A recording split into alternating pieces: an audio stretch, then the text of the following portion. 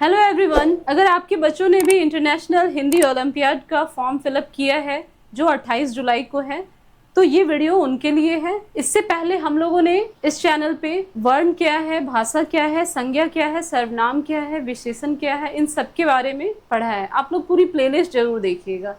आज की वीडियो में हम लोग देखने वाले हैं कारक किसको कहते हैं, कारक का विभक्ति चिन्ह क्या है ना। संज्ञा या सर्वनाम का क्रिया से जो भी संबंध होता है उसको हम लोग कारक कहते हैं। कारक 8 प्रकार के होते हैं: कर्ता, कर्म, करण, संप्रदान, आपादान, संबंध, अधिकरण, संबोधन, है ना। तो संज्ञा या सर्वनाम का क्रिया से जो भी संबंध होता है वो कारक कहलाता है। अब कारक का यहाँ पे क्या है कि कुछ विभक्ति चिन्ह है जिन्हें आपको याद रखना है। कैसे याद रखेंगे? कर्ता ने, है ना, कर्ता ने, कर्ता मतलब कि जो भी काम करता है वो कर्ता कहलाता है, ठीक है। जिससे काम करना है वो कर्म कहलाता है ना। कर्ता ने यहाँ पे होगा कर्म को करण से, संप्रदान का विभक्ति चिन्ह क्या होगा? के लिए, आपादान से, ठीक है। अभी हम लोग 5 देखते हैं, समझते हैं। कारक क्या कहलाया? संज्ञा या सर्वनाम का क्रिया के साथ जो भी संबंध है वो कारक कहलाता है। कारक के कुछ विभक्ति चिन्ह है, जैसे कर्ता ने कर्म को करण से, संप्रदान के लिए, आपादान से। तो आपको यहाँ पे क्वेश्चन पूछा जाएगा, जैसे यहाँ पे कर्ता कारक का एग्जाम्पल हम लोग देखते हैं, ठीक है। राम ने खाना खाया, राम ने खाना खाया। कर्ता, कर्ता कौन होता है? जो काम करता है वो कर्ता कहलाता है। यहाँ पे कर्ता आपका कौन है? राम है ना। तो इसके लिए राम क्या है? यहाँ पे संज्ञा है। मैंने बताया कि संज्ञा या सर्वनाम का क्रिया के साथ जो भी संबंध होता है उसको कारक कहते हैं, ठीक है। राम ने खाना खाया, राम क्या है? कर्ता है। तो कर्ता के साथ क्या चिन्ह लगा? यहाँ विभक्ति चिन्ह क्या लगा? ने लगा, है ना। राम ने खाना खाया, कर्ता का विभक्ति चिन्ह ने है, ठीक है। उसी तरह सीता ने राम को बुलाया। आपको विभक्ति चिन्ह ऐसे याद रखना होगा, कर्ता ने कर्म को करण से, संप्रदान के लिए, आपादान से, ऐसे आपको विभक्ति चिन्ह याद रखना होगा। तभी आप ऐसे वाक्य में पहचान पाएंगे कि कौन सा कारक है। जैसे राम ने खाना खाया, तो ने क्या है? यहाँ पे कर्ता कारक का विभक्ति चिन्ह है ना। सीता ने राम को बुलाया। अब हम इसमें 2 कारक है ना, सीता ने, तो इसमें ये क्या हो गया? कर्ता कारक, ठीक है। और किसने बुलाया? सीता ने। और किसको बुलाया? राम को बुलाया। तो यहाँ पे को क्या है? कर्म कारक का विभक्ति चिन्ह है, ठीक है। अब है करण से। इसका एग्जाम्पल हम ले सकते हैं, चाकू से फल काटो। चाकू से, किस चीज से? चाकू से फल काटो, फल काटो। जिस चीज से वो काम करना है ना, चाकू से यहाँ पे कौन सा कारक हो गया? करण कारक का विभक्ति चिन्ह हो गया। तो आपको विभक्ति चिन्ह याद रखना है। वाक्य पढ़ के आप समझ जाएंगे कि कौन सा कारक है, ठीक है। अब है नेक्स्ट, संप्रदान के लिए।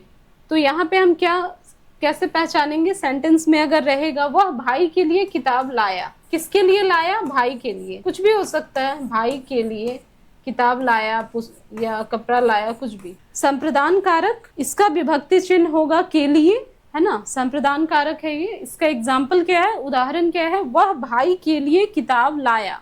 कौन सा विभक्ति चिन्ह इसमें यूज हुआ? तो संप्रदान का, है ना। ये जो के लिए है ये संप्रदान कारक, है ना। एग्जाम में क्या होता है? वाक्य दिया रहता है, 4 ऑप्शन रहेंगे, कर्ता कारक, कर्म कारक, करण कारक या संप्रदान, है ना। तो अगर ये वाक्य रहे, वह भाई के लिए किताब लाया, आपसे पूछा जाए कौन सा कारक है, तो के लिए जहां भी होगा संप्रदान कारक कहलाएगा, ठीक है। नेक्स्ट है आपादान। देखते हैं, आपादान का एग्जाम्पल लेते हैं। वह दिल्ली से आया। कहाँ से आया? किसी भी गांव से आया, शहर से आया, कुछ भी एग्जाम्पल ले सकते हैं। वह दिल्ली से आया, दिल्ली से आया, ठीक है। तो यहाँ पे से क्या हो गया? से यहाँ पे आपादान कारक, ठीक है। सेंटेंस में, वाक्य में कैसे हम पहचानेंगे कि कौन सा कारक है ना। वह दिल्ली से आया, से यहाँ पे कौन सा है? आपादान कारक, आपादान कारक, ठीक है। गांव से आया, शहर से आया, कुछ भी हो सकता है। तो से यहाँ पे आपादान कारक का विभक्ति चिन्ह है। नेक्स्ट है संबंध कारक। संबंध, संबंध का विभक्ति चिन्ह का, के, की। संबंध का, के, की। संबंध कारक का विभक्ति चिन्ह क्या है? का, के, की। उदाहरण हम लोग देखते हैं। राम का घर सुंदर है। राम का घर, ठीक है, सुंदर है। घर किसका सुंदर है? राम का। का यहाँ पे क्या हो गया? संबंध कारक, है ना। संबंध कारक का विभक्ति चिन्ह याद रखना है का, के, की। राम का घर सुंदर है, उसका स्कूल सुंदर है, ऐसा कुछ भी वाक्य आपको दिखे और का, के, की दिखे, है ना, तो ये आपका संबंध कारक है ना। नेक्स्ट है आपका संबंध, कौन सा हो गया ये? 6 नंबर पे था संबंध। संबंध के बाद है अधिकरण कारक का विभक्ति चिन्ह होता है में या पर, है ना। उदाहरण कुछ भी हो सकता है यहाँ पे, जहां भी आपको में और पर ये दोनों शब्द देखने को मिले तो वो अधिकरण कारक है, ठीक है। उदाहरण हम देखेंगे, बच्चा पुस्तक में देख रहा है। किसमें देख रहा है? पुस्तक में। पुस्तक क्या है? संज्ञा। संज्ञा से क्रिया का संबंध, संज्ञा या सर्वनाम से क्रिया का जो संबंध होता है वो कारक कहलाता है। तो बच्चा पुस्तक देख रहा है।